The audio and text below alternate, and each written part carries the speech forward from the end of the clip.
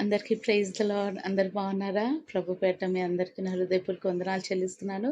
మరి మనందరికీ తెలిసిన విషయం ఏంటంటే జెమిమా ఈ మధ్య ఎక్కడ చూసినా యూట్యూబ్‌లో మరి తన గురించి చాలా వినబడుతుంది గదండీ! మరి తన విషయంలో నేను మీ అందరితో ఎందుకు మాట్లాడాలనుకున్నానంటే, తను పబ్లిక్‌గా దేవుని గురించి చెప్పింది. ఆ విషయంలో నాకు చాలా సంతోషం అనిపిచ్చింది.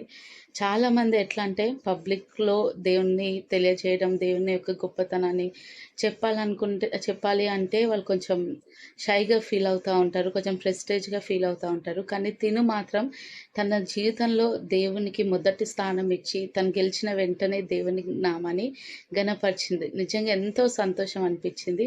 మరి తన జీవితంలో దేవుడు సెలవిచ్చినట్లు సామెతలు 16వ అధ్యాయము 3వ వచనంలో, "నీ పనుల భారము యెహోవా మీద మోపుము, అప్పుడు నీ ఉద్దేశములు సఫలమగునని" దేవుడు తెలియజేస్తా ఉన్నారు. మరి ఆ వాక్యంను తను పాటించింది.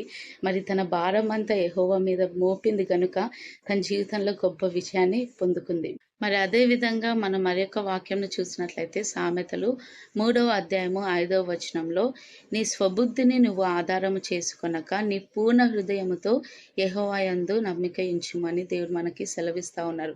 మరి తన జీవితంలో కూడా తన జ్ఞానమును తన ఆధారం చేసుకోలేదు. తన శక్తిని తన ఆధారం చేసుకోలేదు. లేక తన బలమును తను నమ్ముకోలేదు. కానీ యెహోవా యొక్క బలమును తాను నమ్ముకుంది. మరి యేసయ్య యొక్క జ్ఞానంను తను నమ్ముకున్నది. మరి మనమైతే చాలా వరకు ఎట్లా అంటే మన మీద మనము ఆధారపడతా ఉంటాం. కానీ తన జీవితంలో తను కంప్లీట్‌గా దేవుని మీద ఆధారపడింది. తన జీవితాన్ని టోటల్‌గా దేవునికి సరెండర్ చేసింది. కాబట్టి తను గొప్ప జయమును తాను పొందుకోగలిగింది.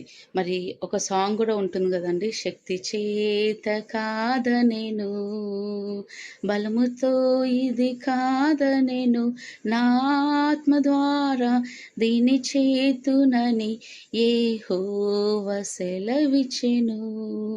నిజంగా మన శక్తి చేత ఏది కాదు, మన బలము చేత ఏది కాదు. కానీ తను పూర్తిగా దేవుని యొక్క బలం మీద, దేవుని యొక్క శక్తి మీద తాను ఆధారపడింది కాబట్టి గొప్ప జయమును తాను పొందుకోగలిగింది. కాబట్టి మనం కూడా మనందరి జీవితంలో ఆ విధంగా మరి దేవుని శక్తి మీద మనము ఆధారపడి దేవుని యొక్క జయమును మనమందరం కూడా పొందుకుందాం. Praise the lord.